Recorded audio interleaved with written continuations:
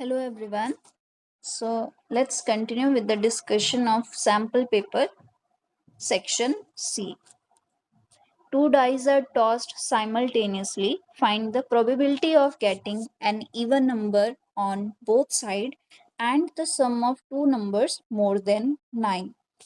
तो सबसे पहले टोटल नंबर ऑफ केसेस 36 होते हैं. कैसे उसका टेबल ड्रॉ किया है यहाँ पर. फर्स्ट डाई के लिए एक डिजिट फिक्स कर लीजिए. जैसे फर्स्ट रो के अंदर मैंने वो डिजिट 1 कंसीडर किया है. देन सेकंड डाई के लिए डिजिट्स को चेंज करती जाइए. So this is how you can obtain your whole table. First case था even number on both side. Both sides, पहली चीज फर्स्ट रो, थर्ड रो और फिफ्थ रो में एक और डिजिट तो प्रेजेंट ही है, तो उसमें आप चेक भी नहीं करेंगे.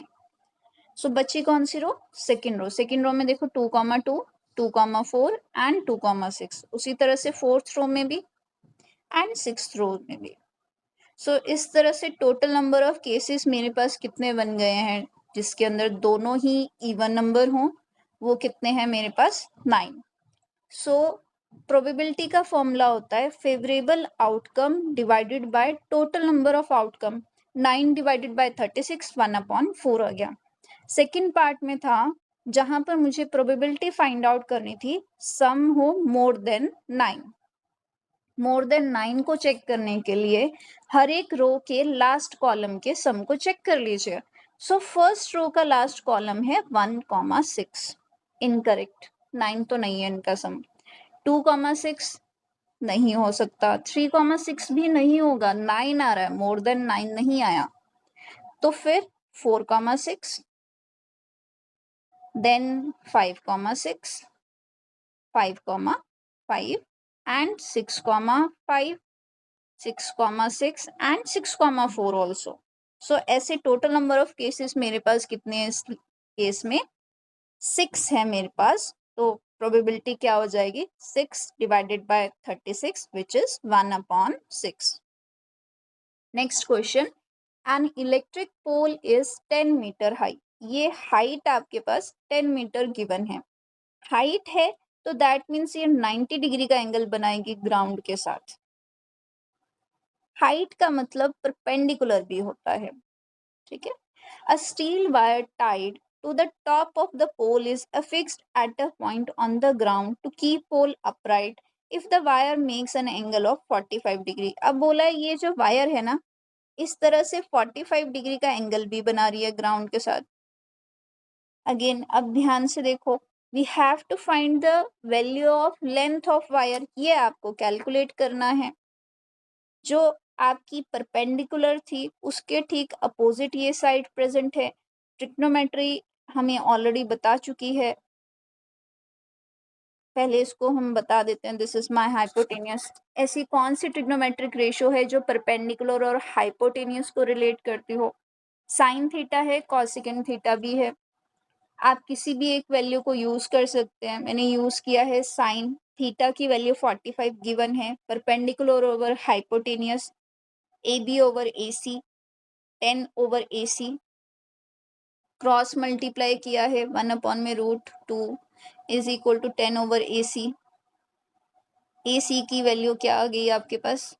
10√2 मीटर. ठीक है. सो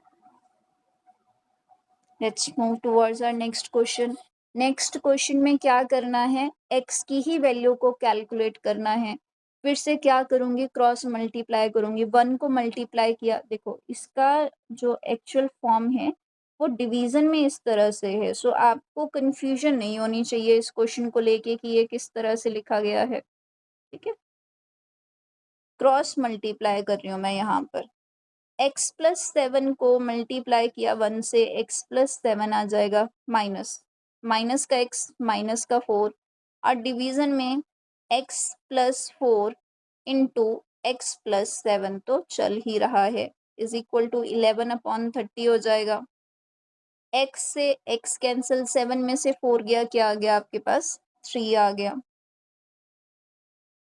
3 divided by x+4 into x+7 is equal to 11/30।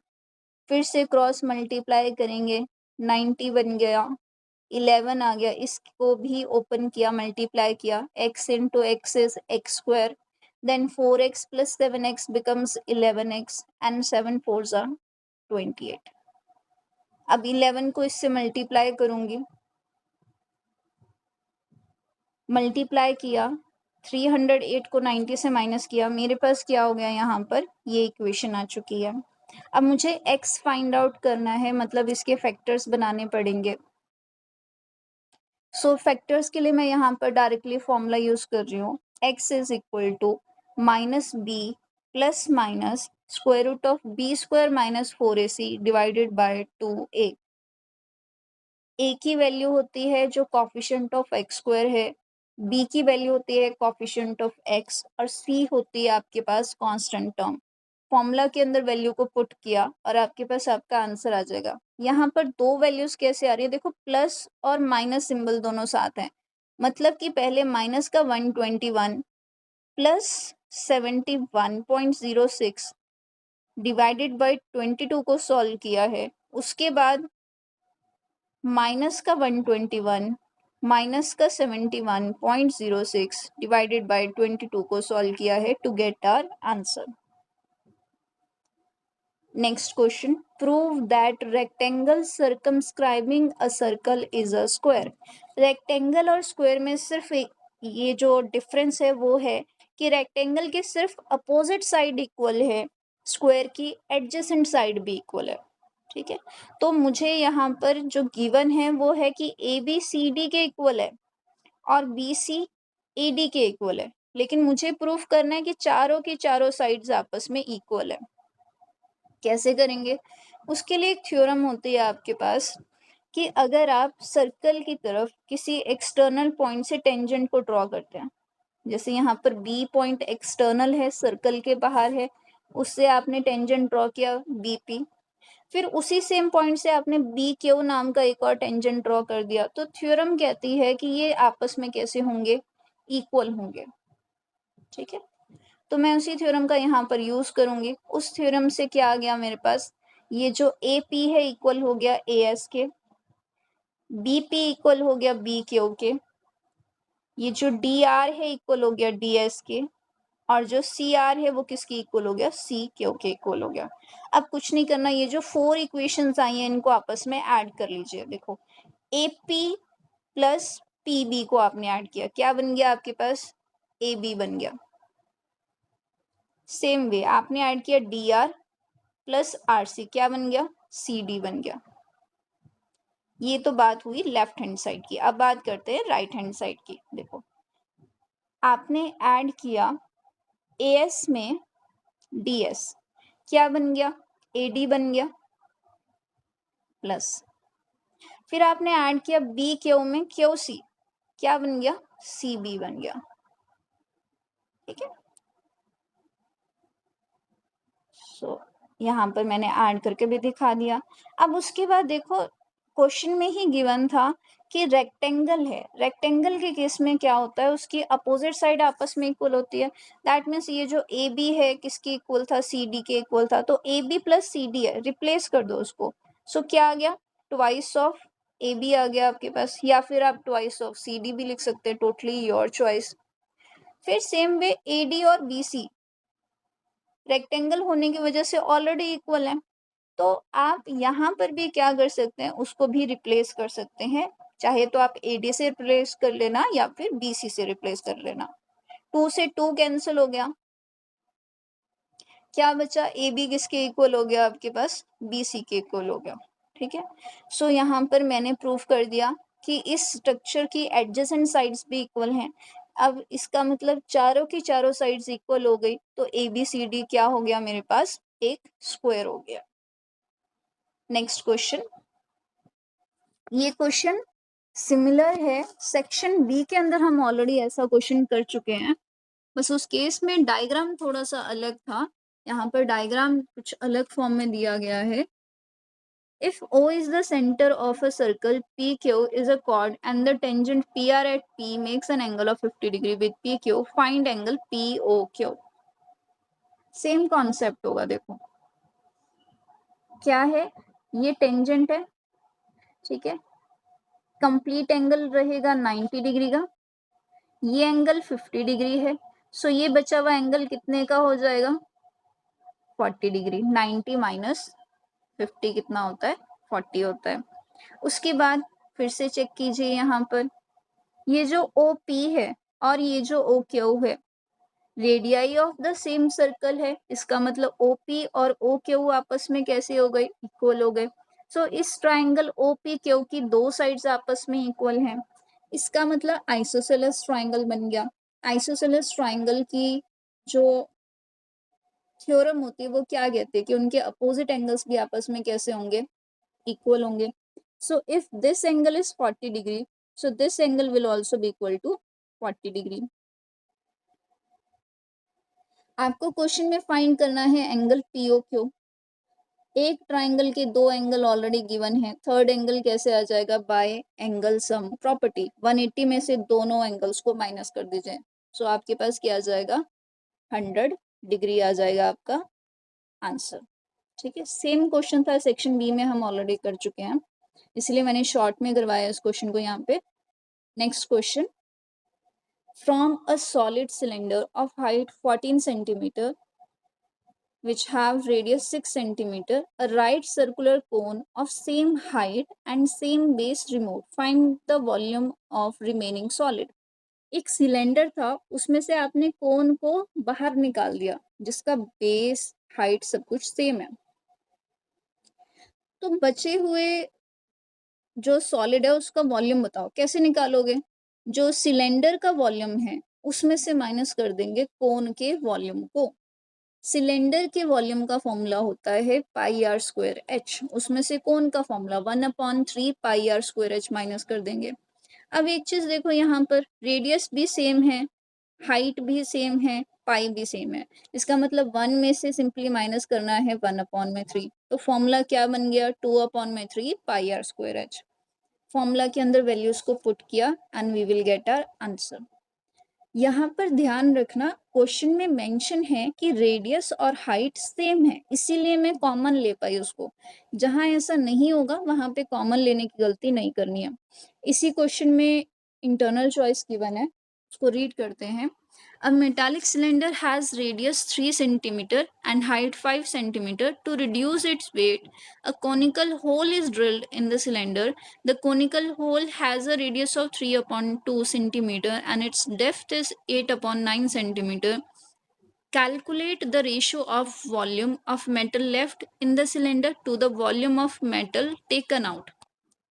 अच्छा, अब यहाँ पे ये वो क्वेश्चन आ भी गया, देखो जिसकी मैं बात कर रही थी, क्वेश्चन में दिया नहीं है कि रेडियस और हाइट सेम है, तो इस केस में कॉमन लेकर क्वेश्चन को सॉल्व करोगे, क्वेश्चन वहीं गलत हो जाएगा। यहाँ पे कॉमन नहीं ले सकते, आपकी रेडियस और हाइट कॉमन ले लिया, गलत होगा क्वेश्चन।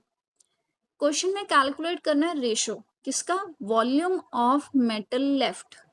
जो मेटल लेफ्ट है कैसे आएगी, सिलेंडर में से माइनस करेंगे कोन के वॉल्यूम को, क्या बचा, जो पीछे मेटल रह गया उसका volume.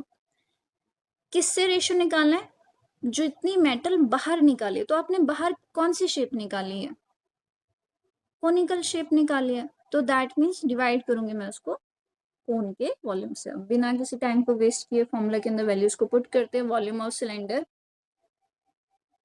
Volume of conical hole, 1/3 pi r square h के अंदर फॉर्मूला की वैल्यूज पुट किए। Metal left in cylinder, cylinder में से माइनस कर दिया कोन के वॉल्यूम को। रेशो कैसे आएगा, volume of metal left, metal left मतलब कि जो यहाँ पर अभी जस्ट हम कैलकुलेट करके हटे, divided by volume of metal taken out. तो आपने कौन सी शेप बाहर निकाली थी, कोनिकल होल, तो उसके वॉल्यूम को क्या कर दीजिए, डिवाइड कर लीजिए। ठीक है, जो कैंसिल आउट हो रहा है यहाँ पर उसको कैंसिल आउट कर लीजिए, पाई से पाई कैंसिल, 3 से 3 कैंसिल, क्या बचा 133 डिवाइडेड बाय 2, उसको रेशियो के फॉर्म में लिख लेंगे हम। Next question. A fraction becomes 1/3 when 2 is subtracted from the numerator and it becomes 1/2 when 1 is subtracted from the denominator. Find the fraction. सबसे पहले मैंने कंसीडर कर लिया कि जो मेरी फ्रैक्शन थी वो थी x अपॉन वाई। क्वेश्चन में दिया है कि 1/3 बन जाएगी, कब बनेगी?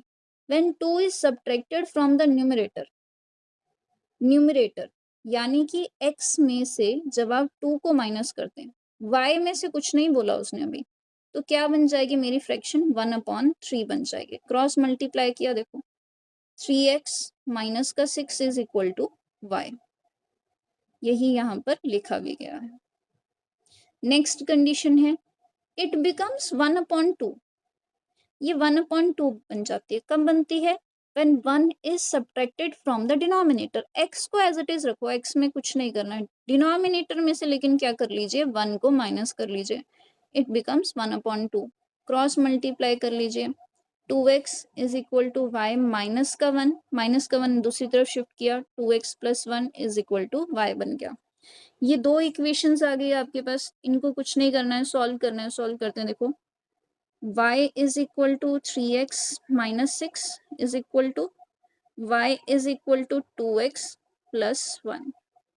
माइनस किया, y से y हो गया कैंसिल, 3 में से 2 गए, क्या आ गया x, माइनस माइनस होता है प्लस, x माइनस का 7 is equal to 0। So x की वैल्यू क्या आ गई मेरे पास? 7 आ गई। अब इसी x की वैल्यू को आप किसी भी इक्वेशन के अंदर पुट कर लीजिए। सपोज आपने यहाँ पुट किया, 7 2 14, 14 प्लस 1 कितना होता है?